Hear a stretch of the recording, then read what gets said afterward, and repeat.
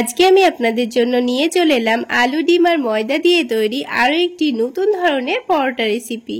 আসসালামু আলাইকুম বন্ধুরা, কিচেন বাঙালিয়ানা চ্যানেলে আপনাদের সবাইকে স্বাগত জানাই। এতটা সহজভাবে তৈরি করে দেখাবো আর খেতেও হবে দুর্দান্ত টেস্টের। চাইলে একবার হলো বাড়িতে ট্রাই করতে পারেন, দেখবেন ছোট থেকে বড় সকলেই খুবই মজা করে খাবে।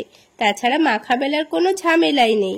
সবার প্রথমে আমি এখানে ছোট সাইজের দুটো আলু নিয়ে নিচ্ছি। আলুগুলোকে আগে থেকে ভালোভাবে ধুয়ে পরিষ্কার করে নিয়েছি। এবার আলু দুটোর খোসাটাকে ভালোভাবে ছাড়িয়ে নেব।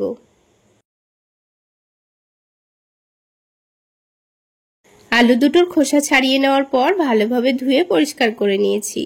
এবারে আলু দুটোকে পিস পিস করে পাতলা পাতলা করে কেটে নেব। তো আলুগুলোকে আমি গোল গোল করে আর পাতলা করে কাটারই চেষ্টা করছি, তাহলে আলুগুলো সেদ্ধ হতে খুবই অল্প সময় লাগবে। আর একেবারে ছোট অংশটা আমি ফেলে দিয়েছি। এবার দুটো আলুই ভালোভাবে কেটে নিয়েছি। আলুগুলোকে এবার ভালোভাবে ধুয়ে পরিষ্কার করে নিতে হবে।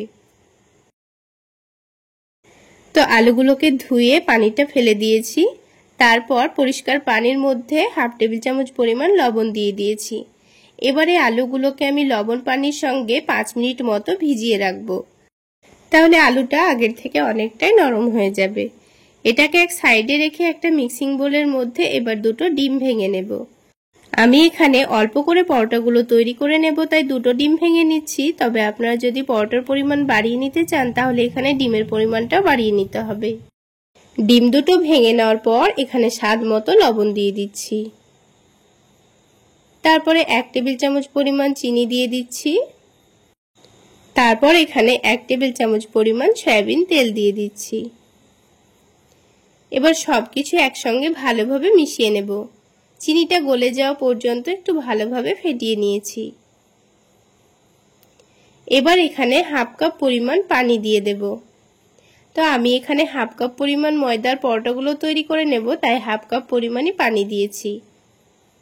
পানি দেওয়ার পর আবারও সবকিছু একসঙ্গে ভালোভাবে মিশিয়ে নিয়েছি।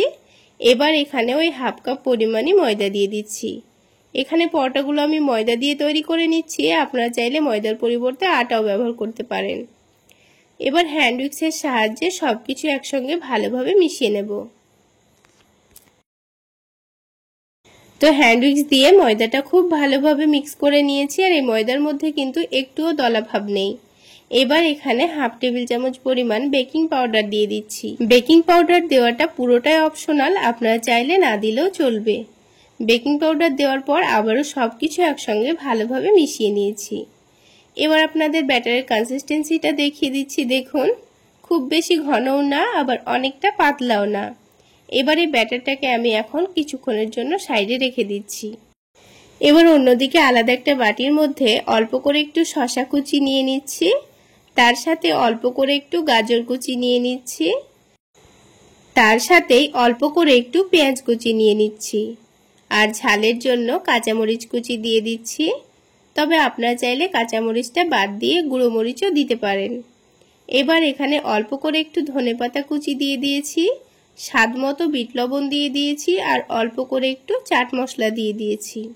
এবার শসা গাজরের মধ্যে অল্প করে একটু চিজ গ্রেট করে দিয়ে দেব, তাহলে এই পুরটার টেস্টটা অনেকটাই বেড়ে যাবে। আর বাচ্চারা কিন্তু খুবই মজা করে খাবে। যে কোনো নাস্তার মধ্যে চিজ দিলে দেখবেন বাচ্চারা কিন্তু খুবই মজা করে খায়। তো চিজটা গ্রেট করে দেওয়া হয়ে গেলে সবকিছু একসঙ্গে ভালোভাবে মিশিয়ে নেব।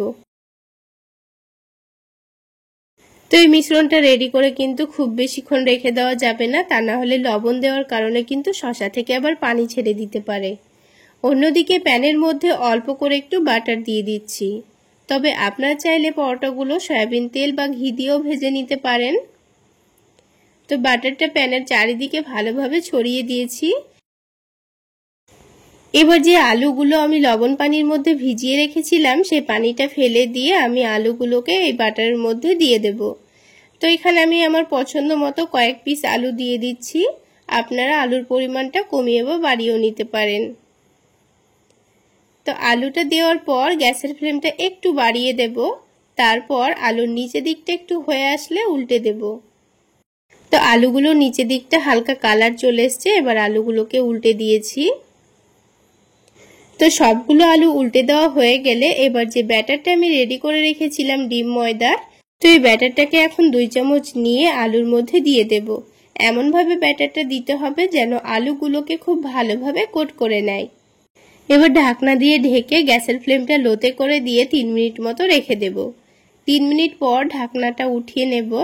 এবার গ্যাসের ফ্লেমটা একটু বাড়িয়ে দিয়ে নিচের দিকটা ভালোভাবে সেঁকে নিতে হবে, তারপর উল্টে দিতে হবে।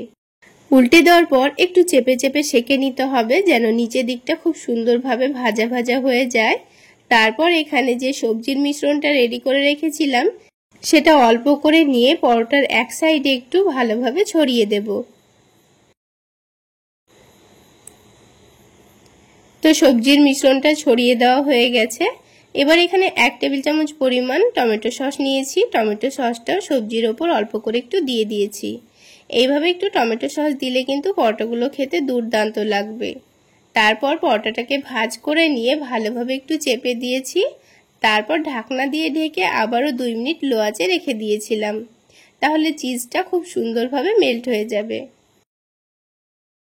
তারপর আমি পরোটাটাকে তুলে নিয়েছি। আর দেখুন বন্ধুরা, পরোটাটা দেখতে কতটা লোভনীয় হয়েছে। আর বন্ধুরা, একবার হলো এভাবে পরোটা বানিয়ে খেয়ে দেখবেন, খেতে দুর্দান্ত লাগে। তো বন্ধুরা, আপনাদের বোঝার সুবিধার জন্য আমি আপনাদের আরও একটি পরোটা তৈরি করে দেখিয়ে দিচ্ছি। ঠিক একইভাবে প্রথমে অল্প একটু বাটারে আলুগুলোকে উল্টে পাল্টে ভেজে নিতে হবে। আর আলুগুলো এইভাবে একটু ভেজে নিলে আলুটা খুব সুন্দর সেদ্ধও হয়ে যায়। আর যেহেতু আলুটা লবণ পানির মধ্যে ভিজিয়ে রেখেছিলাম, তাই কিন্তু আলুটা অনেকটাই নরম হয়ে গেছে। তো আলুটা ভাজা হয়ে গেলে 2 চামচ ব্যাটার আলুর মধ্যে ভালোভাবে ছড়িয়ে দিয়েছি। তারপর ঢাকনা দিয়ে ঢেকে 3 মিনিট লো আঁচে রেখে দিয়েছিলাম। আর দেখুন, বেকিং পাউডার দেওয়ার কারণে কিন্তু পরোটাটা খুব সুন্দর ফুলে উঠেছে। এবার পরোটাটাকে উল্টে দিয়েছি। তারপর পরোটার এক সাইডে সবজির মিশ্রণটা দিয়ে দেব, দিয়ে অল্প করে একটু টমেটো সস দিয়ে দেব। তারপর ঢাকনা দিয়ে ঢেকে লো আঁচে 2-1 মিনিট রেখে দিলে কিন্তু হয়ে যাবে। তাহলে বন্ধুরা, আজকের এই দারুণ টেস্টি ডিম আলুর ময়দা দিয়ে তৈরি পরোটাগুলো আপনাদের কেমন লাগলো অবশ্যই কমেন্ট সেকশনে জানাবেন। আর ভালো লাগলে একটা লাইক শেয়ার করে দেবেন। আর আমার এই সহজ রেসিপিগুলো যদি ইউটিউব চ্যানেল থেকে দেখে থাকেন, চ্যানেলটি সাবস্ক্রাইব করে দেবেন। আর ফেসবুক পেজ থেকে দেখে থাকলে পেজটি ফলো করে দেবেন। তাহলে বন্ধুরা, এই নতুন টেস্টের পরোটা রেসিপি একবার হলো বাড়িতে বানিয়ে খেয়ে দেখবেন।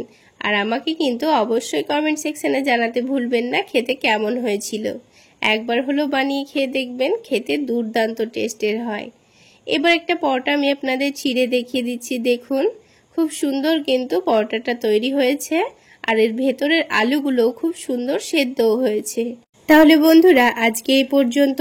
সকলে অনেক বেশি ভালো থাকবেন, সুস্থ থাকবেন।